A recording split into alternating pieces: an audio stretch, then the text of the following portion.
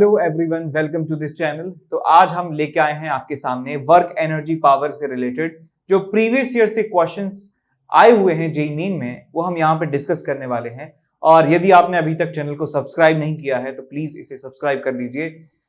तो चलते हैं, पहला क्वेश्चन डिस्कस करते हैं। इस क्वेश्चन में हमें दिया है कि एक पार्टिकल है जो मूव करता है सर्कुलर मोशन में, और जो पोटेंशियल एनर्जी है उसकी वो इस तरीके से वेरी करती है। तो आपको बताना है कि रेडियस और वेलोसिटी का ग्राफ किस तरीके से बन रहा होगा। तो यहां पे आप चाहें तो एक ट्रेडिशनल अप्रोच फॉलो कर सकते हैं कि आपको दिया हुआ है पोटेंशियल एनर्जी, आप यहां से फोर्स निकालें, फोर्स से फिर वेलोसिटी निकालें, फिर काइनेटिक एनर्जी निकालें और बहुत सारी चीजें करें। लेकिन ये जो आप देखें ध्यान से, सी की जो वैल्यू है कांस्टेंट है, तो ये कुछ ऐसा लग रहा है कि minus of G m1 m2 divided by r। ये ऐसा लग रहा है कि जैसे minus of k q1 q2 by r, कुछ ऐसा जो है एक्सप्रेशन आपको दिख रहा होगा। यानी कि एक इनवर्स स्क्वायर लॉ को जो है फॉलो कर रहा है फोर्स, और ये पार्टिकल उसी फोर्स के इन्फ्लुएंस में मूव कर रहा है। तो मैं डायरेक्टली लिख सकता हूं यार कि वेलोसिटी और रेडियस के बीच में रिलेशन मुझे लिखना है। तो वेलोसिटी जो है एक ग्रेविटेशनल फोर्स के इन्फ्लुएंस में कोई ऑब्जेक्ट घूम रहा है, सैटेलाइट घूम रहा है, तो उसकी ऑर्बिटल वेलोसिटी ही का फॉर्मूला जैसा ही फॉर्मूला हमें यहाँ पे मिलने वाला है, under root of GM by R. तो कुछ इस तरह का फॉर्मूला हमें मिलने वाला है, v इज proportional to 1 upon under root of R. ऐसा फॉर्मूला हमें मिलेगा। ठीक है, ये वैल्यूज अलग अलग हो सकती हैं जो हमको नहीं पता सी की फॉर्म में, लेकिन फॉर्मूला में जो वेलोसिटी है वो अंडर रूट ऑफ आर के जो है वो इनवर्सली प्रोपोर्शनल होने वाली है। तो मैं ये वाला रिलेशन फॉलो कर सकता हूं और ग्राफ बता सकता हूं कौन सा होगा। तो ये आपके पास है v into under root of R is equals to constant. तो ये एक रेक्टेंगुलर हाइपरबोला जैसा ही आपके पास ग्राफ मिलने वाला है। तो बी ऑप्शन जो है आपका सही हो जाएगा। ठीक, देख सकते हैं कि यहाँ पे कि इसकी वैल्यू जो है जीरो की तरफ टेंड करेंगे आर की वैल्यू, तो v की वैल्यू जो है वो बढ़ती चली जाएगी, इनफाइनाइट पे पहुंच जाएगी। और r की वैल्यू को इनफाइनाइट कर देंगे तो v की वैल्यू जो है वो जीरो की तरफ टेंड करने लगेगी। यही सिर्फ एक ऐसा ग्राफ है जो इस रिलेशन को है समझा पा रहा है। तो बी ऑप्शन हमारा सही हो जाएगा और सारे ग्राफ जो है गलत है। आगे चलते हैं क्वेश्चन नंबर 2 की तरफ, जिसमें दिया है एक स्मॉल बॉब है और उसको एक पतली रस्सी के अंत में, एंड में बांध दिया जाता है। रस्सी की लंबाई जो है वो 1 मीटर है और रस्सी जो है वर्टिकल सर्कुलर मोशन करती है। इस तरीके से उसको घुमाया जाता है उस स्ट्रिंग को। तो हमसे क्वेश्चन में पूछा गया है, कहा गया है, बताया है ये चीज कि मैक्सिमम टेंशन और मिनिमम टेंशन जो हैं वो 5:1 के रेशियो में है। तो आपको बताना है कि velocity of the Bob at the highest position कितना होगा। Velocity of Bob eight highest position कितना होगा। तो ये बात हम जानते हैं कि जब एक वर्टिकल सर्कल में एक पेंडुलम को हम घुमाते हैं तो इस पॉइंट पर जो टेंशन होती है वो होती है मैक्सिमम, और यहां पर जब पहुंचता है वो, तो यहां पे टेंशन होती है मिनिमम। यहाँ पे टेंशन होती है मिनिमम, यहाँ पे टेंशन होती है मैक्सिमम। ये रेडियस मान लेते हैं r के बराबर है इस सर्कल की। तो पहले आप मान लीजिए कि यहाँ पे स्पीड जो है पेंडुलम की v1 के बराबर होती है, यहाँ पे जो स्पीड है v2 के बराबर होती है, और v2 और v1 में क्या रिलेशन है। तो यहाँ पे सिंपल आप कंजर्वेशन ऑफ मैकेनिकल एनर्जी लगा सकते हैं। कंजर्वेशन ऑफ मैकेनिकल एनर्जी आप लगाएंगे तो half into M v1 square plus 0, यहाँ पे मैंने रेफरेंस मान लिया है पोटेंशियल एनर्जी का, is equal to half M v2 square plus mg into 2r। ये रिलेशन आपको मिलेगा। तो यहां से हाफ को हटा देंगे तो ये 4 बन जाएगा। तो आपको मिलता है v1 square is equal to v2 square plus 4gr। आपको ये रिलेशन मिलने वाला है इक्वेशन नंबर। अब यहाँ पे टेंशन की बात करें, यहाँ पे फ्री बॉडी डायग्राम यदि हम बनाए पार्टिकल का, तो यहाँ पे टेंशन T होगा, नीचे की तरफ होगा mg। ये सेंटर है, ये सर्कुलर मोशन कर रहा है, तो सेंटर की तरफ लगने वाले सारे फोर्सेस का सम mv स्क्वायर बाय r के बराबर होता है। क्या लिख सकता हूं, T maximum minus mg is equal to m v1 square divided by r, equation number 2। यहाँ पे यदि मैं फ्री बॉडी डायग्राम बनाऊं तो नीचे की तरफ लग रहा होगा टेंशन T, नीचे की तरफ ही लग रहा होगा mg, और सेंटर की तरफ, सेंटर है ये, तो सेंटर की तरफ लगने वाले सारे फोर्सेस का सम mv स्क्वायर बाय r के बराबर होता है सर्कुलर मोशन में। तो यहां लिख सकता हूं T minimum plus mg is equal to m v2 square divided by r, equation number 3। Question में हमको दिया हुआ है टी मैक्स और टी मिनिमम का जो रेशियो है वो 5:1 है। तो यहाँ पे दिया हुआ है T max by T minimum is equal to 5:1। तो ये क्वेश्चन नंबर 4 हो गई। तो अब हमें इन सबका इस्तेमाल करके वैल्यू निकालनी है। तो पहले आप क्या करिए, इन दोनों इक्वेशन से टी मैक्स और टी मिनिमम जो निकाल के उनको डिवाइड कर दीजिए। तो आपको यहाँ पे मिलेगा M v1 square divided by R plus M G, ये टी मैक्स की वैल्यू है, divided by T minimum which is M v2 square divided by R minus of M G is equal to 5:1। तो इनको आपस में multiply कर देंगे तो आपको मिलेगा mv1 square divided by r plus mg is equals to 5 times mv2 square by r minus 5mg।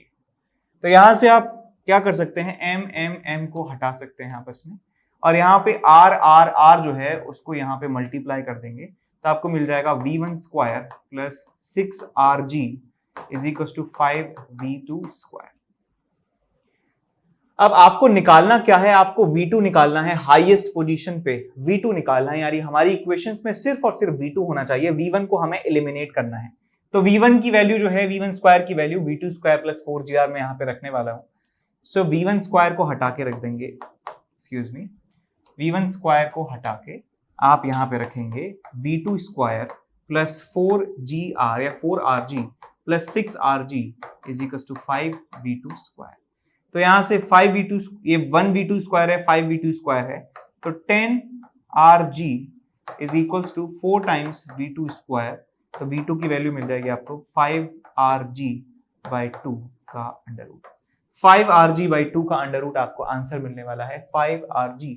तो आपको पूछा गया है कितने मीटर पर सेकेंड। अच्छा, वैल्यू डाल दीजिए, वैल्यू डाल दीजिए 5 इंटू रेडियस कितना है आपको दिया है, रेडियस इस रस्सी की लेंथ के बराबर ही रेडियस होने वाला है।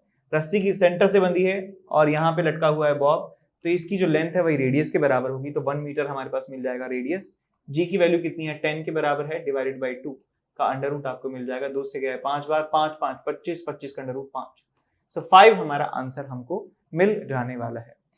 तो चलिए सॉल्व करते हैं क्वेश्चन नंबर 3 को। इस क्वेश्चन में दिया है कि एक बॉल है जिसका मास है 4 किलो और वो मूव करती है 10 मीटर पर सेकंड वेलोसिटी से, एक स्प्रिंग से कोलाइड करती है जिसका ओरिजिनल लेंथ 4 मीटर है और फोर्स कांस्टेंट इतना है। तो length of the compressed spring आपको बताना है।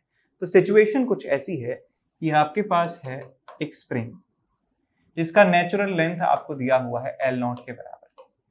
जब ये भागता हुआ बॉक्स इससे टकराता है, ये कितने से जा रहा है, 10 मीटर पर सेकंड से, जब ये इससे टकराता है तो ये अल्टीमेटली कंप्रेस होती जाती है और एक मैक्सिमम कंप्रेशन की स्टेट आ जाती है, जब जाके ये ब्लॉक जो है ये रुक जाता है, ये ब्लॉक रुक जाता है, इसमें मैक्सिमम कंप्रेशन आ जाता है एक्स मैक्स।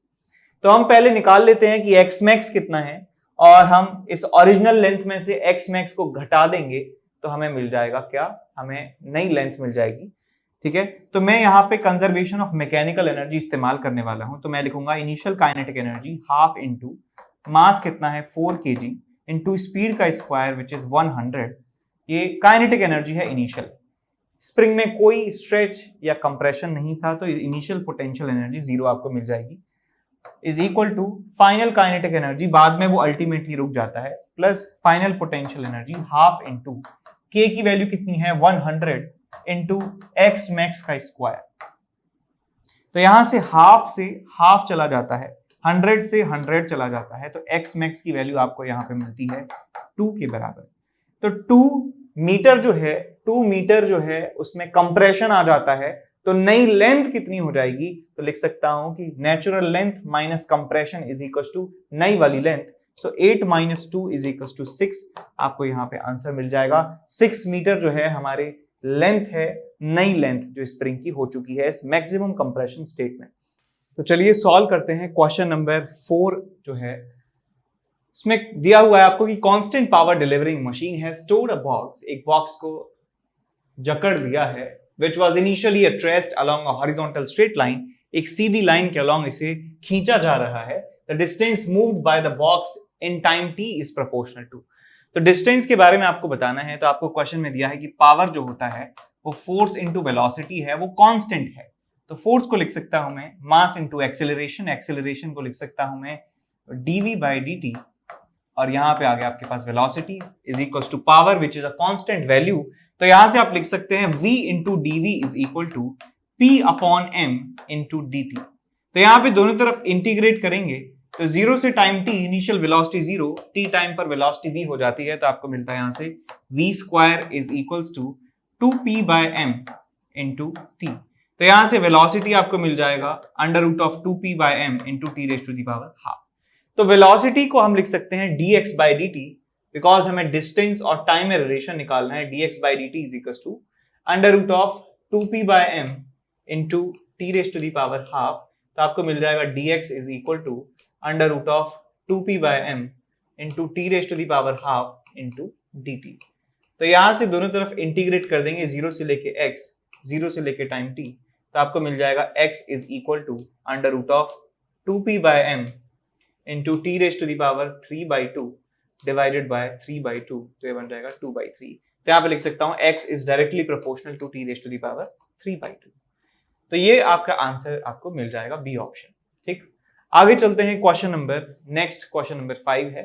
इसमें दिया है कि एक पार्टिकल है जिसका मास 10 kg है, is placed at a point A, यहाँ पे रखा हुआ है। पार्टिकल को डिस्प्लेस किया जाता है थोड़ा सा और ये गिरता हुआ बी तक पहुंच जाता है, और आपको बताना है कि बी पॉइंट पर जो इसकी स्पीड है वो कितनी होने वाली है। यहाँ पे इसकी स्पीड जो थी 0 के बराबर थी। तो यहाँ पे हम कह सकते हैं कि जो आपके पास moving reaches the point B, speed of B, horizontal एक सरफेस है, ये सब चीजें हैं। तो यहाँ पे दिया होना चाहिए था कि एक स्मूथ सरफेस है। ये जो सरफेस है ये एक स्मूथ है, ये ऐसा हम मानेंगे। तो मैं कंजर्वेशन ऑफ मैकेनिकल एनर्जी लगा सकता हूं और इसको मान लेता हूं कि हमारा रेफरेंस है। तो यहाँ पे पोटेंशियल एनर्जी 0 है। ठीक, तो यहाँ पे काइनेटिक एनर्जी 0, यहाँ पर पोटेंशियल एनर्जी कितनी है देखिए mg इंटू एच मान लेते हैं इसको। h की वैल्यू भी निकाल सकते हैं, पूरा 10 है, यहाँ से यहाँ तक 5 है, तो h की वैल्यू 5 मिल जाएगी। इज इक्वल्स टू यहाँ पे जो पोटेंशियल एनर्जी है जो कितनी हो जाएगी 0 के बराबर, काइनेटिक एनर्जी होगी half into m into V square. अब इस इक्वेशन को आप सॉल्व कर लेंगे तो m से m चला जाता है, आपको मिलता है v is equal to under root of 2gh। तो आपको मिल जाएगा under root of 2 into 10 into 5, तो मिल जाएगा 10 मीटर पर सेकेंड स्पीड की वैल्यू, 10 मीटर पर सेकेंड। तो यही हमारा आंसर है। अब चलते हैं आगे नेक्स्ट क्वेश्चन की तरफ, क्वेश्चन नंबर 6 की तरफ। क्वेश्चन नंबर 6 में दिया है a ball is rolling, a boy is rolling a 0.5 kg ball, एक बॉल है जिसका मास दिया है on a frictionless floor with a speed of 20 metre per second. The ball get deflected by an obstacle on the way. After the deflection, it moves with 5% of its kinetic energy. Then find what is the speed of the ball. तो ये question बहुत ही ज्यादा आसान है। कैसे आसान है कि क्वेश्चन में कहा है कि बॉल है जो उसके पास कुछ काइनेटिक एनर्जी है हाफ एम वी स्क्वायर, वो टकराती है और अपनी 95% of kinetic energy it loses. तो इसके पास जो काइनेटिक एनर्जी बची है वो 5% उसकी इनिशियल काइनेटिक एनर्जी का बचा है। तो इनिशियल काइनेटिक एनर्जी का 5% जो है वो काइनेटिक एनर्जी बची है। मास में कोई फर्क नहीं पड़ा है, तो इसको half M V dash square के बराबर में रख सकता हूं।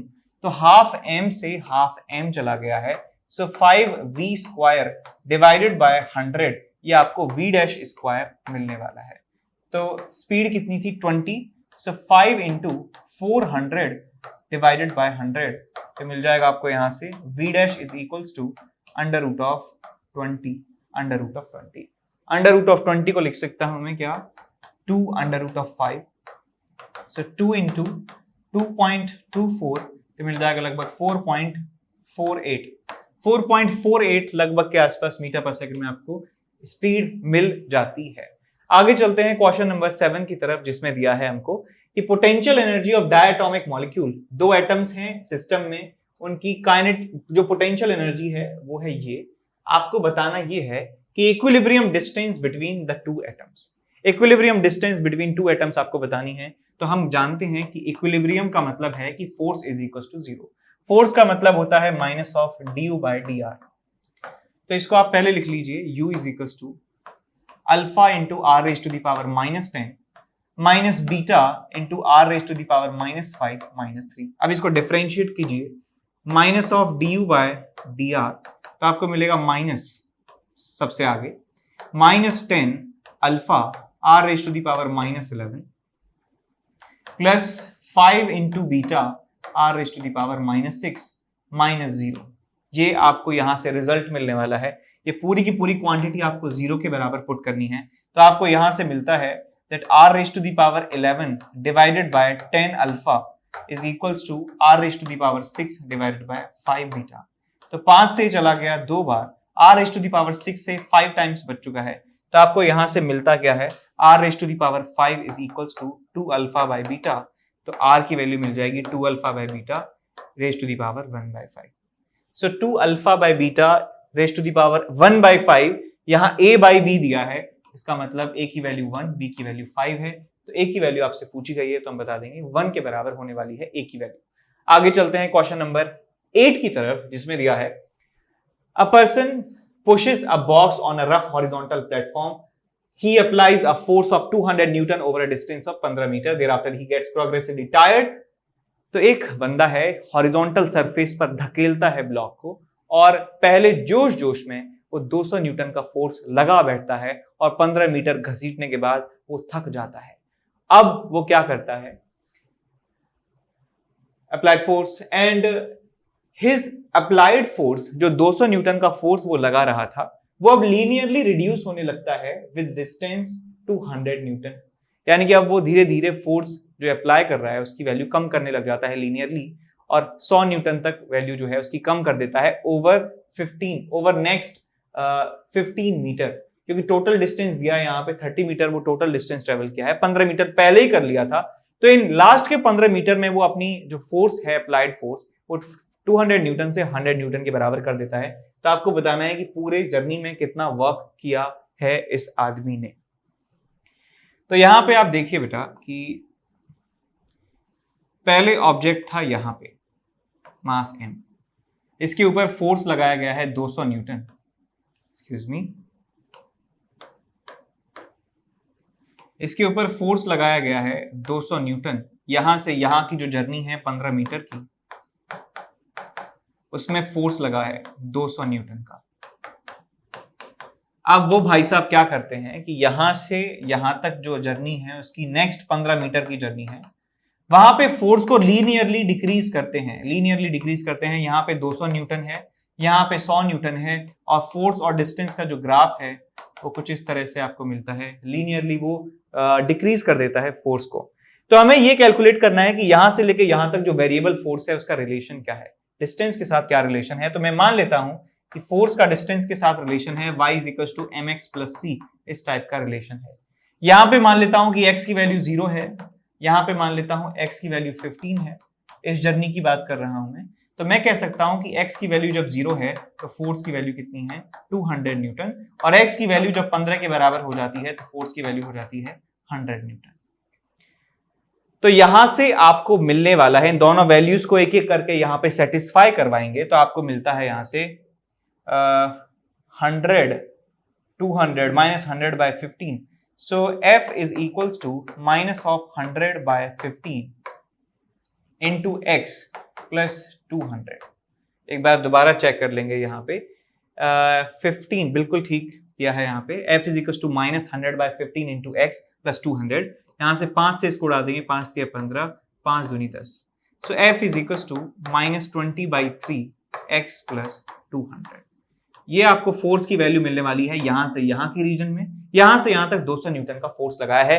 तो पूरी जर्नी में वर्क डन मुझे ऐड करना है, तो टोटल वर्क डन में लिख सकता हूं, total work done is equals to, पहले मैं 200 न्यूटन लगाया है कांस्टेंट और डिस्प्लेसमेंट हुआ है 15, तो ये हमारे पास हो गया work done in first half, plus work done in second half निकालना है बिकॉज फोर्स वेरिएबल है तो हमें इंटीग्रेशन करना होगा।